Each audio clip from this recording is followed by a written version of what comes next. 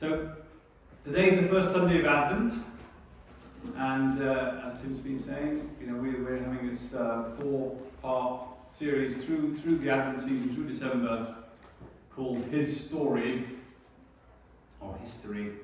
And today I'm talking on His story of hope.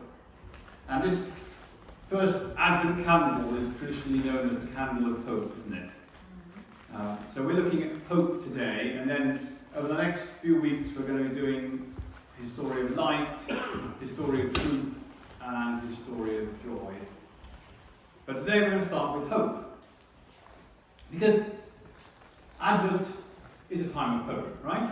Yeah. Advent literally means, you know what Advent means? Literally it means arrival. And we use it in normal language. We might talk about the advent of penicillin, or how disease was bad before the advent of penicillin. Or we talk about the advent of the computer age and so on. But Advent with a capital A means the advent of Jesus Christ, the arrival of Jesus Christ. And Advent is that time of year when we look forward to we look forward to the arrival of Christ and his birth on Christmas Day. So Advent is a time of preparation and anticipation and a time of hope.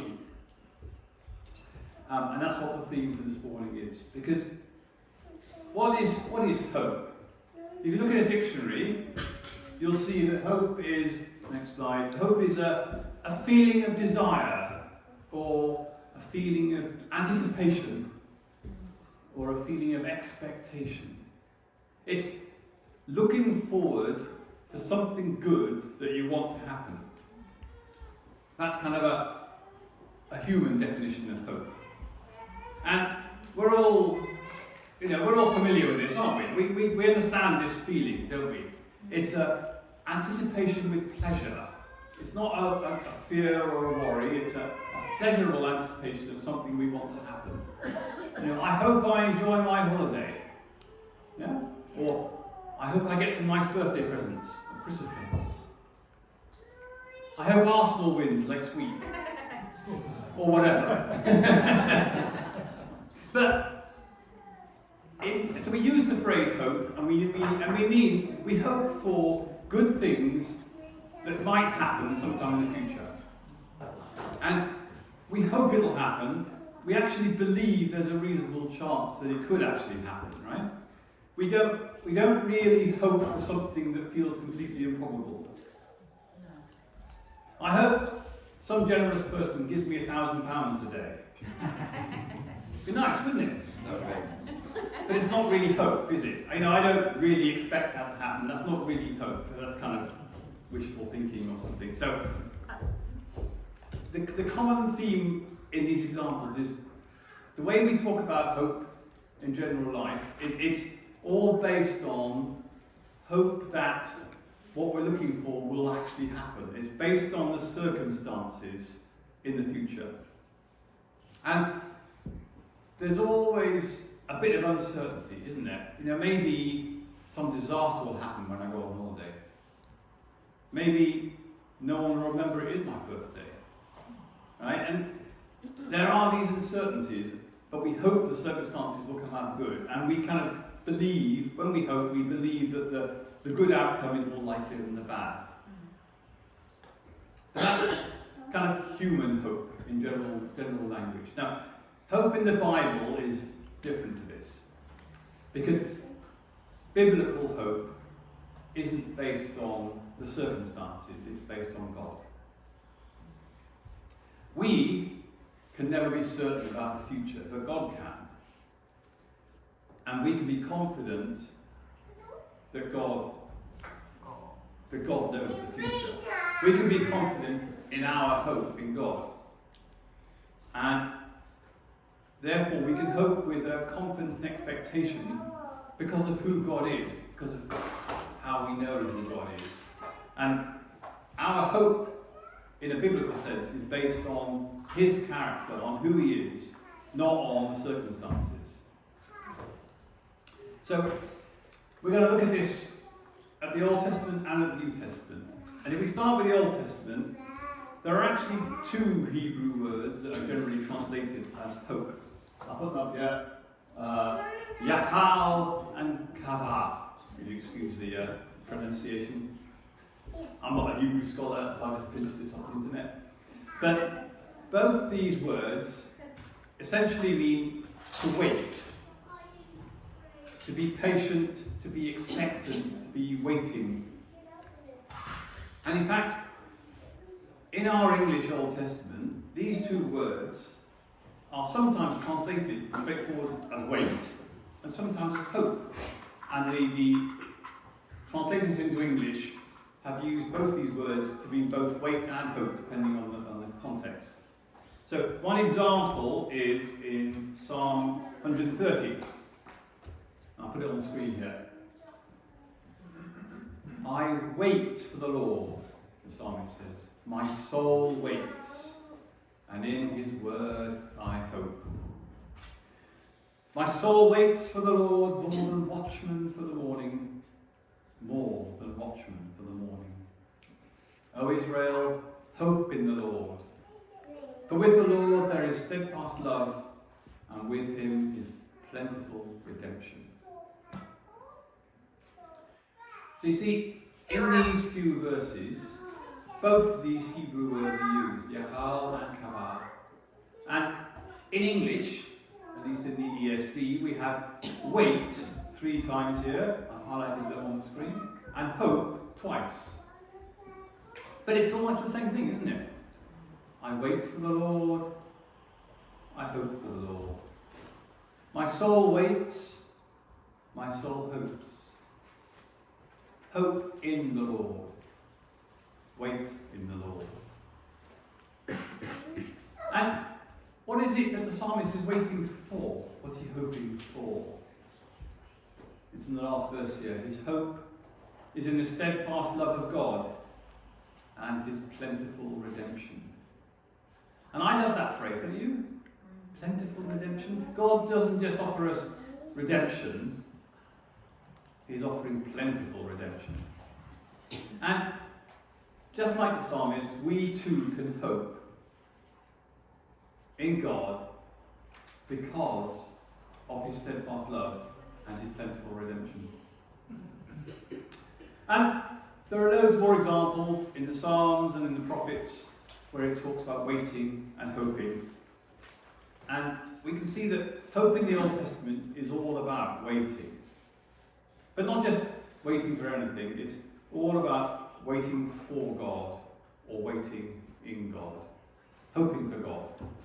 Hoping in God.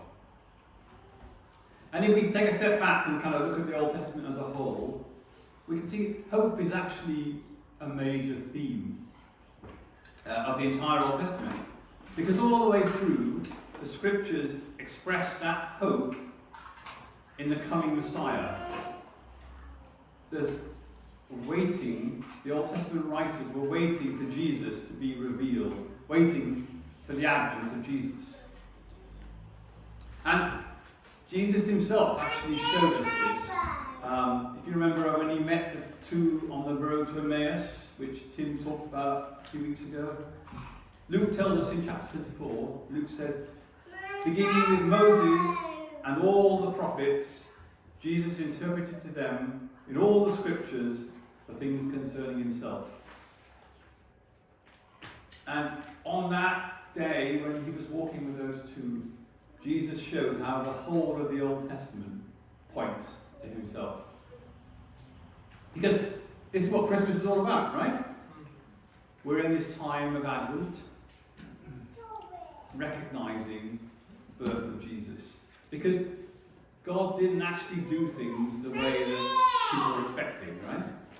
They were hoping for a Messiah to arrive in a blaze of glory, a Messiah king to save Israel. And what God did was he sent Jesus to be born in a humble stable as a baby, a Messiah servant. And most of the people at the time didn't recognize him for who he was. But two people, Luke tells us about two people who did recognize him and who were living in hope. Two people who were waiting for Jesus and who were open to hear God speak. And those people were Simeon and Anna. And you can find them in Luke chapter 2.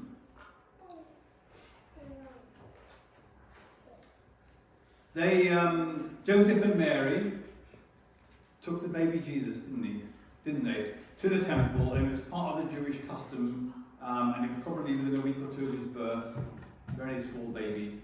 And they took him to the temple to dedicate him. And in the temple were two people they met, Simeon and Anna. And both of them were living in hope and waiting for Jesus. And God showed them that this was the Messiah, this tiny baby. And so Luke tells us, verse 25, chapter 2, Luke says, Simeon was a man who was righteous and devout and waiting for the consolation of Israel. You see that? Simeon was waiting. He was waiting for the consolation of Israel. And that's pretty much the same as waiting for plentiful redemption, isn't it? Which we heard about in Psalm 130. Because Simeon was living in that hope and waiting. And then shortly afterwards, on the same visit, as far as you can see, Joseph and Mary met Anna. And Anna was 84 years old, Luke tells us. And she never left the temple. She spent her time worshipping and fasting and praying night and day. And when she met Jesus, Luke says this is verse 38, Luke says she gave thanks to God and spoke of him to all who were waiting for the redemption of Jerusalem. She spoke of him to all who were waiting for the redemption of Jerusalem. There it is again. Anna too was waiting for that redemption. Anna was living in hope, even at the age of 84.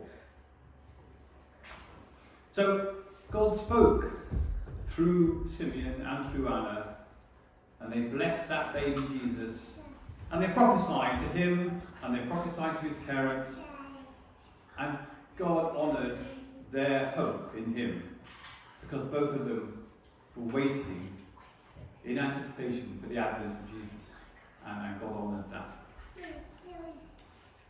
So now, let's move on to the rest of the New Testament. And in the Greek of the New Testament, the word for hope is elpis. There it is, you can read the Greek writing. And it means expectation or trust or confidence. And this word apparently occurs more than 50 times in the New Testament. So I've got an example from Romans 8.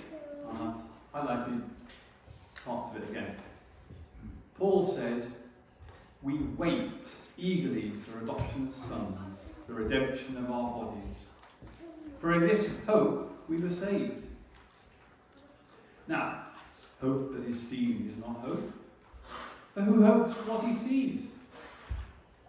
But if we hope for what we do not see, we wait for it with patience. And it seems to me this is the same theme as Psalm 130 we read earlier. Paul says, we wait eagerly for our redemption. And in this hope we were saved. If we hope for what we don't see, we wait for it with patience. Once again, waiting and hoping are completely intertwined in the way Paul writes this. Just like the Old Testament prophets wrote of the hope of the advent of Jesus Christ, so Paul and the New Testament writers write of the hope of our resurrection with Jesus Christ in the future. And Paul says we can wait for this with patience. Because this is not like human hope. This is not just an optimism that the circumstances will come out good. This is a hope in God. This is a confident expectation of our eternal future with Jesus.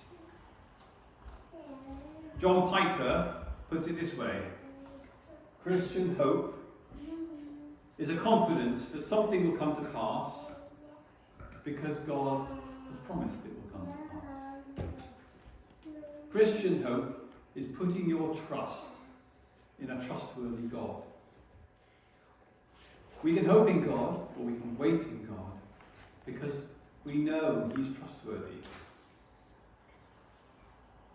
We can hope in God in confidence that He is trustworthy. Because our Christian hope is based on the character of God, not on the circumstances. In fact, quite often in life, maybe even this morning, we can be, or you can be, in a difficult place.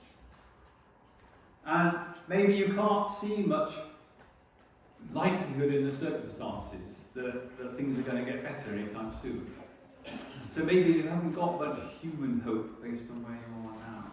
But in God, we can still choose hope. Hope based on God's character, based on who God is, based on His steadfast love for us. And that isn't necessarily hope that our circumstances will change for the better, although, of course, God can intervene supernaturally in any circumstances. But we can choose to hope even despite the circumstances. Because Paul says in Romans 5, we rejoice in our sufferings, which is not how we usually think, isn't it? But anyway, Paul says, rejoice in our sufferings, knowing that suffering produces endurance. Endurance produces character, and character produces hope.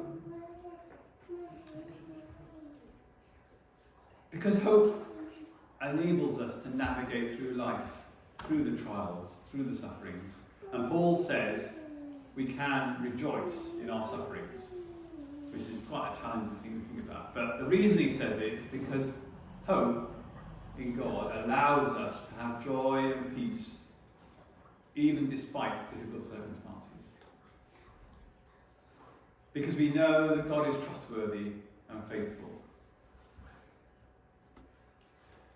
Desmond Tutu in South Africa in the apartheid era said, hope is being able to see that there is light despite all of the darkness around.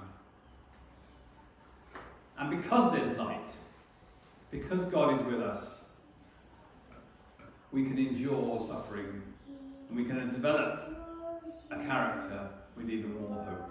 And that's what Paul's talking about in Romans 5. And hope for the future can be built on our experience of the past. Here's another quote. I took this from a Bible Project video. God's past faithfulness motivates hope for the future. We can look forward by looking backwards. And so we wait, trusting wholly in God's character. We can look forward by looking backward. And so we can wait, trusting wholly in God's character. And what is God's character that we trust in? His steadfast love, His plentiful redemption, just like the psalmist wrote in Psalm 130. And then Peter expands on this further. In 1 Peter chapter 1, he says this, according to His great mercy, God has caused us to be born again to a living hope, through the resurrection of Jesus from the dead, to an inheritance that is imperishable, undefiled, unfading, a salvation ready to be revealed at the last time. That's verses 3 to 5 of 1 Peter chapter 1. And that's an incredible statement of hope, isn't it? God's character, Peter says, is one of great mercy. And because of that mercy, we are born again to this living hope. This is not just human optimism. This is not wishful thinking. This is a living hope based on the actual fact of Jesus' resurrection from the dead. And this living hope includes hope in our own resurrection, our own salvation, to the eternal inheritance that Peter talks about here. The inheritance that is imperishable, undefiled, and unfading. Isn't that fantastic? That's the hope of the gospel of Jesus Christ. And no wonder the very next words that Peter says, or Peter writes after this, are, "In this you rejoice," or we rejoice. So, this Advent time, we can rejoice because we have this hope, this living hope. We rejoice because our hope is not based on ourselves. It's based on the sacrifice and the resurrection of Jesus Christ. It's based on God's steadfast love and God's great mercy. No matter what our circumstances, we can choose to hope. We can choose to wait in God, confidently expecting this eternal inheritance, this plentiful redemption that he offers to every one of us.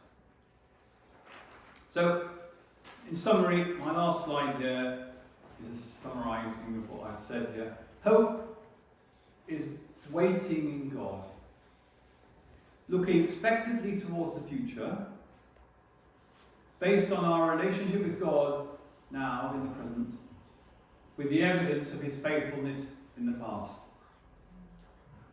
Hope is waiting on God, waiting in God, looking expectantly towards the future, based on our relationship with him in the present and the evidence of his faithfulness in the past. So, this Advent time, I encourage you to wait in God and live in hope.